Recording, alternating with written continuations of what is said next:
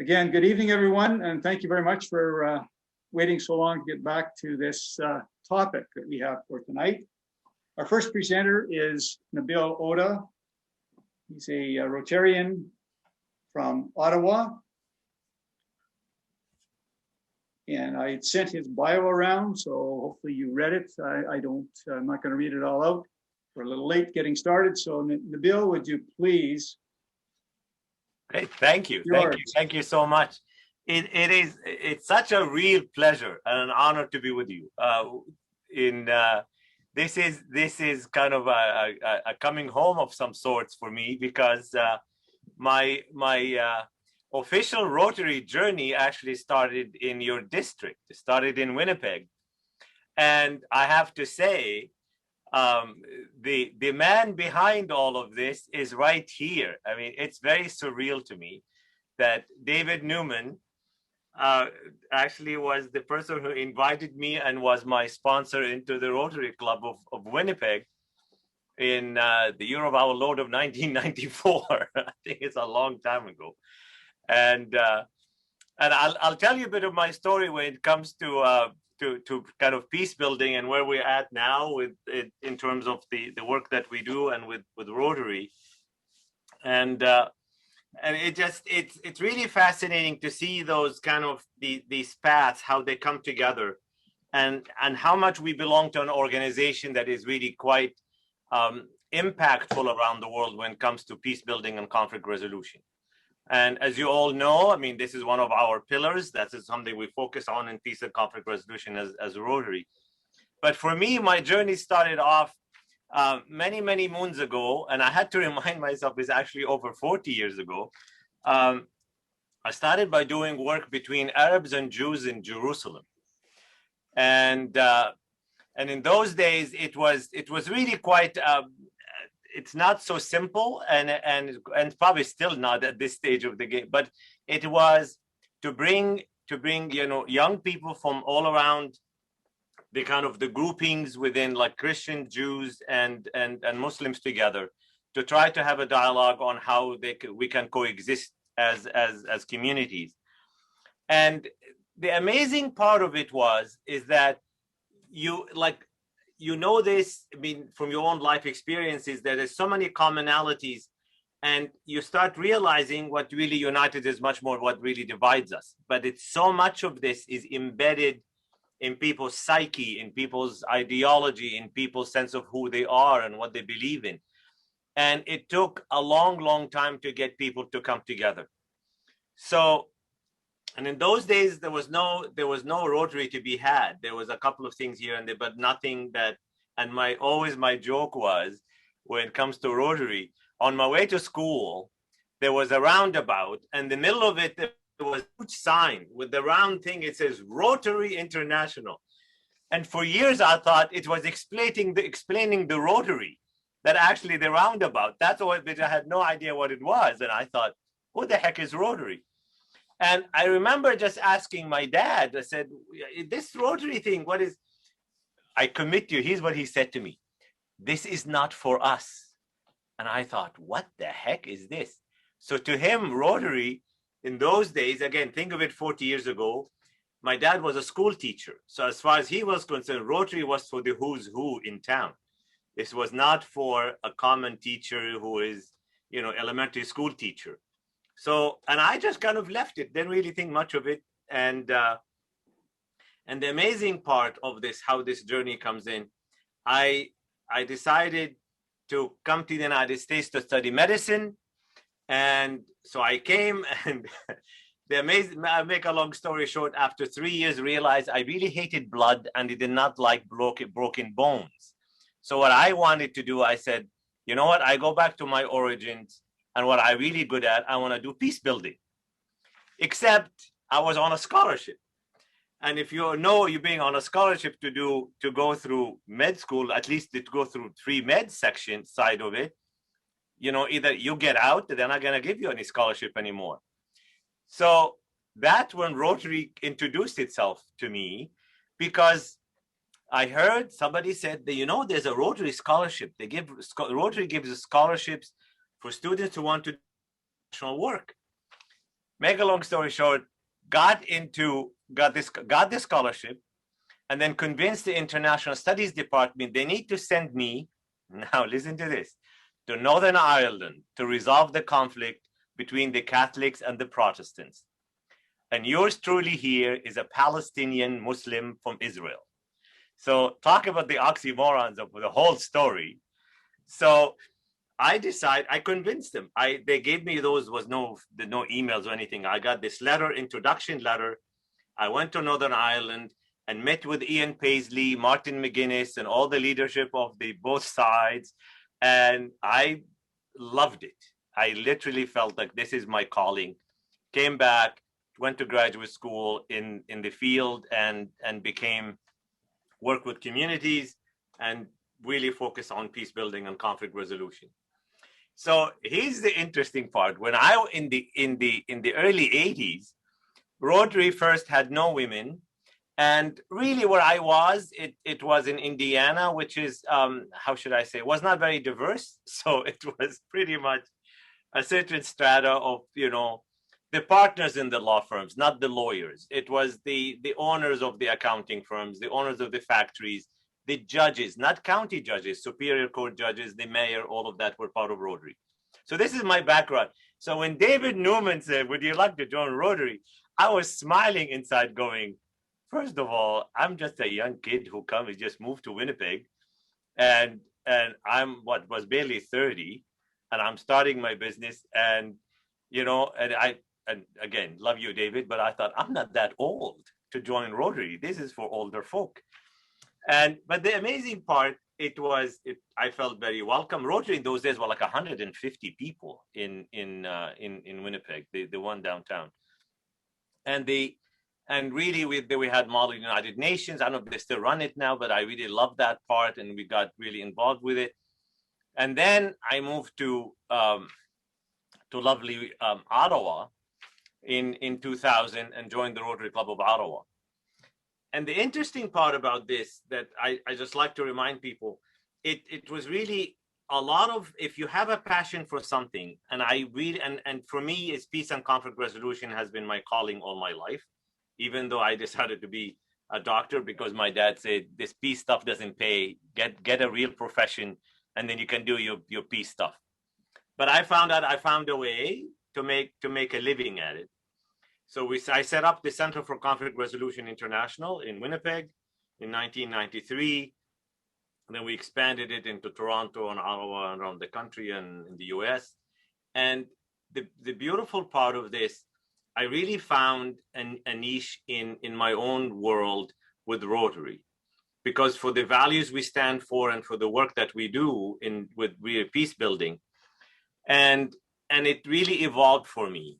And much of my work, in so much of it, I was actually doing it inside of Rotary as well. And that's kind of what the marriage really happened for me. And to the point that I was invited to speak at different international conventions on different things that had to do with peace and conflict resolution. And in 2012, I went and gave a talk at the convention in Thailand. And then they asked me, they said, you know what, we would like you to come and teach at the Rotary Peace Center in Bangkok. So, and I thought, wow. And that I was the first Rotarian to actually be a teacher there because usually hired other people from outside to do that. But I was a Rotarian and in the field, which was a great, great privilege. I did it, I think, for 12 sessions or 10, I think, yeah, 12 sessions over the years because they would come for different sessions and I just retired from it a few years ago because it was a bit too much. But it was an amazing experience. And I remember when I became the president of Rotary Club of Ottawa, that year was the mantra of peace through service, the thing for the year. And I think it was a very powerful message to me that this is really the time for me to kind of show up and engage. And for me, the whole journey with Rotary alongside really working on peace issues all around the world has been a great vehicle, kind of a great marriage between me and Rotary. And again, to be transparent, much of what some of the stuff on the conflict resolution, I do it a lot for Rotary clubs and districts and zones they keep they keep calling me to say, Nabil, we have some issues. Can you please come and help us? So the peace building is international, but the conflict resolution in terms of Rotary, I really do have done it a lot within because, as you know, we're not immune from conflicts in our clubs in our district. So that's something has been really something that I enjoy doing and continue actually to do. And one of the things that I've been very involved with is, have you heard of the Rotary Peace Centers?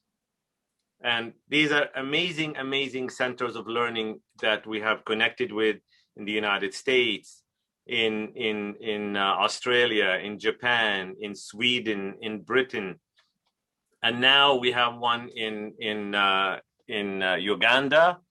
And the most fascinating part is, just a week ago, it was announced that a foundation of a philanthropist, of a Holocaust survivor, that actually is giving, $10 to $15 million to start a Rotary Peace Center in the Middle East.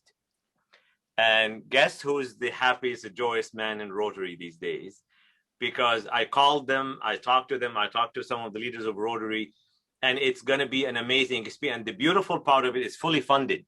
We don't have to go and beg Rotarians around the world to give it money, because they actually gave the money to sustain it. I'm sure Rotary will always try to go ask for some donation, but at the end of the day, it's a great opportunity for us to really have an impact on the world. And the Rotary, the Peace Scholars, I don't know if you have sent any from your district or from your clubs. The quality of the people, I have been very privileged this last couple of years to be a review applications for the peace centers, and the quality of the people that actually produce to the world, that young people and not so young people who are actually doing a huge difference in the world. And here's what we need to remember. Just as David did, and I beg you to take that to heart.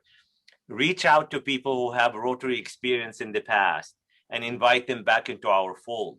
We have so many people we have invested in a lot of resources and a lot of money, and we let them go.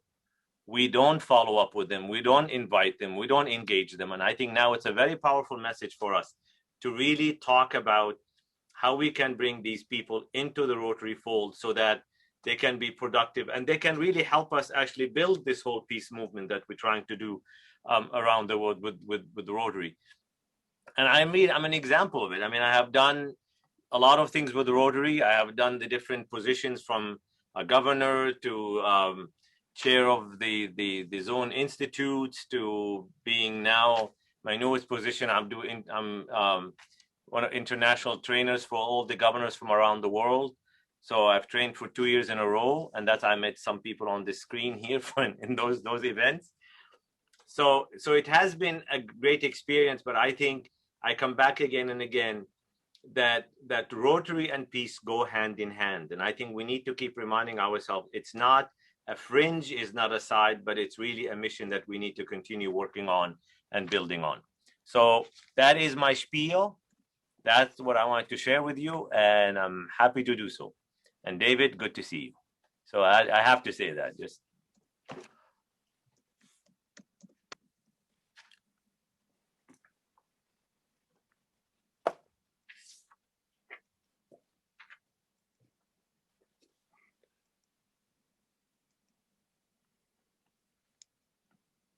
I lost my video. Thank you, Nabil. Does anybody have any questions for Nabil? That cost extra. That wasn't part of the deal.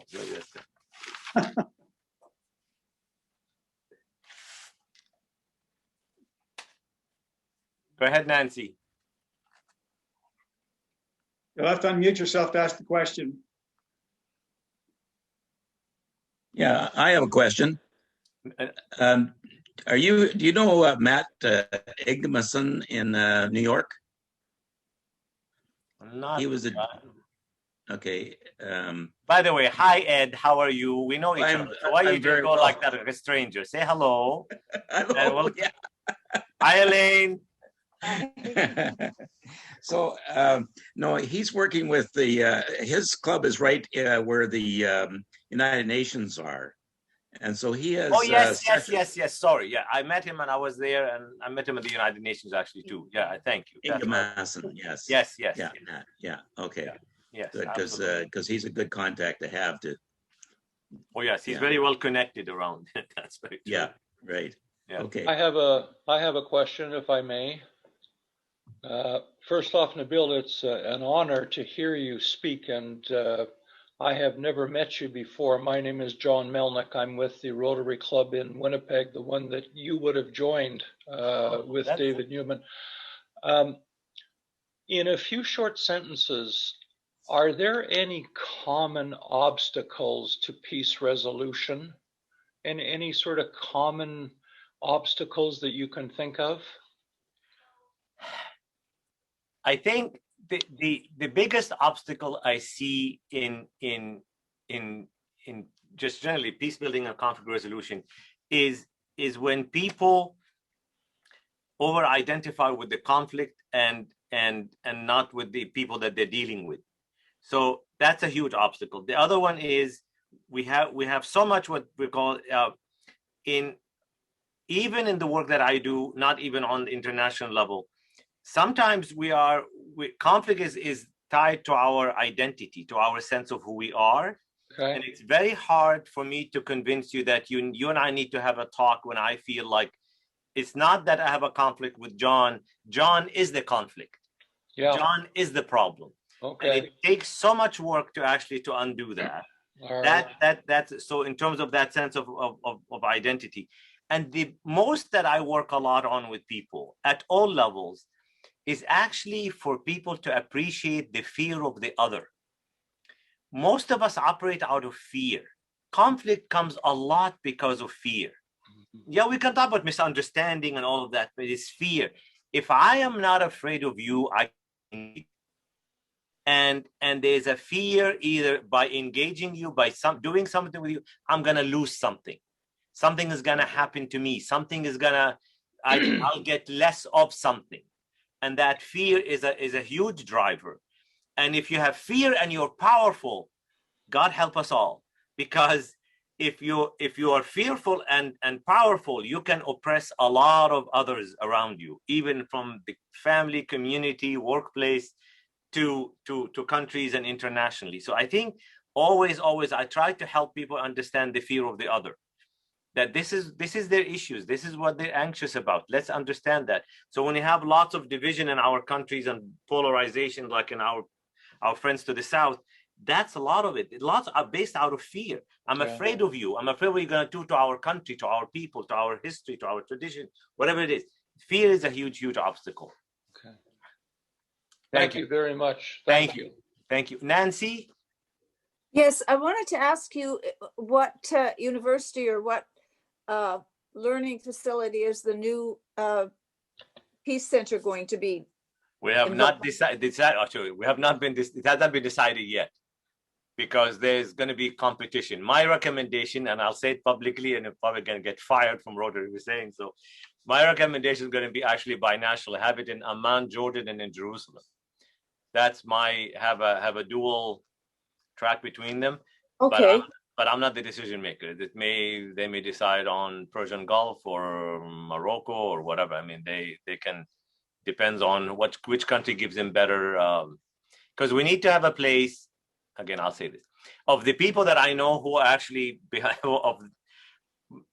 who know better, they said we want a country that actually people feel comfortable and easy to get a visa. And people, and I'll say this, this is no disrespect of anybody, and countries where women are accepted as without being, how should I say, open to women being in a scholastic environment, and especially women from outside of those communities, that they can walk freely, engage freely, and be in places like that. So that's one of, so in having in a certain countries may be detrimental.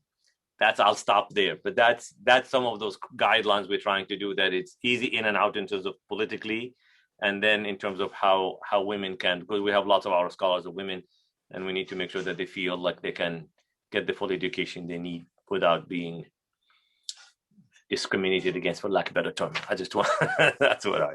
Yep. So Brenda from Saskatoon, do you know if any of the certificate or master's degree program from the centers are online? It's dual. It's a combination now, like because of COVID, but they're not online as a matter of practice. You know what they'll do, for example, the 1-year program in Bangkok and now in Uganda is you come in for a few weeks of residence and you go back home and do practicum, and then you come back for a kind of a conclusion, couple of weeks. But so you don't have to stay the whole time there. But that's the extent of it. But it's not built to be online for the long term. Nabil, Wayne Jacobson from Nipua. I'm just curious, maybe I missed this, but is there a peace center in Canada? No.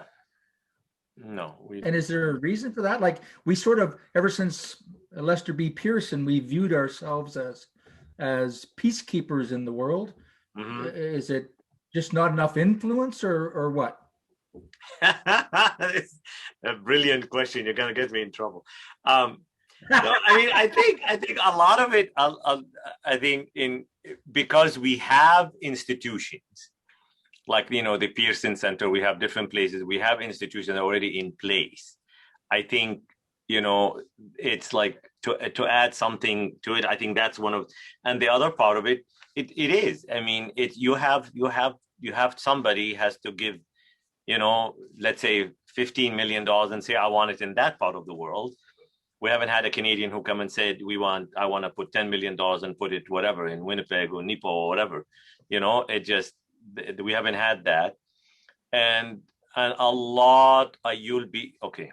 There's a lot of politicking that can go into to bring into the certain countries. And Canadians, we're not known to be overly assertive that way. And I'll say this.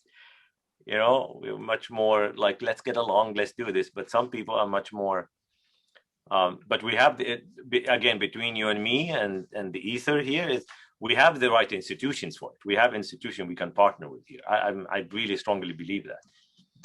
But I think it needs much more than goodwill and nice, you know, it needs funding and it needs, you know, that kind of a thing. And you have need of a country with deeper pockets to do that. I do find it curious because you mentioned south of the 49th, and by no means is Canada perfect, but I feel that we've just gone through in our recent past so much more with respect to inclusivity and recognizing different faiths. And I think, generally speaking, Canadians are very comfortable that you don't look like me and you don't have the same faith as I do, but I still accept you as a Canadian. And it just seems curious to me that we're not taking on some kind of leadership role in the world. Yeah, no, I think that, you know, we just need David now to start doing this. That's what he'll tell you all about it. But I'm putting David on the spot. So he's, you know, he's a leader in the community, and we need his influence.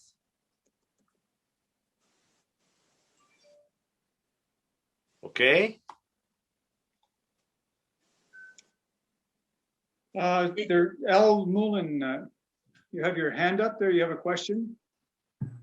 Yes. From my perspective as an agricultural scientist, I was going to ask you if the effects of climate change and agriculture are a major contributor to conflict and the resulting disparity in income. Oh, you have an hour and a half now, so it's huge. I mean, you look at sub-Saharan Africa, you look at even Middle East conflict. I mean, the whole thing around access to water, and it's all kind of covered with all kinds of other issues. Like much of the conflicts in there has a lot to do with water and access to water. You talk about, and again, in terms of much of the issue we deal with in sub-Saharan Africa, in terms of, a lot of it has to do with lots of climate issues, even in our country here and in any part. This is why Rotary added, quote unquote, the environment as a seventh pillar for us to really to kind of start focusing on and talk about, the impact of climate change on agriculture, on food supply, and poverty, which is of course the precursor for all kinds of conflicts. So I think it's something real, and I think Rotary we're trying to take it more and more seriously, and I think I'm very, very happy that we added this component to it now, so we can take it, pay more attention to it. But I think in so many countries around the world, when it's so much, really the climate is a big part of an underlying cause. Again, as I said, it impacts these things, and then in terms it creates a tremendous amount of conflict. Well, thank you. And I guess my follow-up question is with respect to how we'd approach that. I have a bias. I'm an agricultural research scientist, and it occurred to me that one of the best ways to promote peace and reduce conflict is to provide means for agriculture under different climate conditions, adapting, in other words. I worked in the past with some Israeli scientists who have some very innovative ways of irrigation.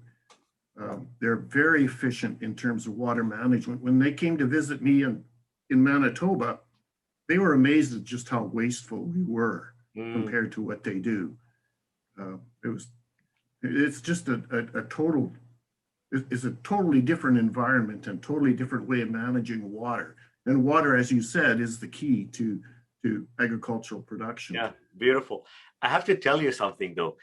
It's on the flip side of conflict. Now, Israel had these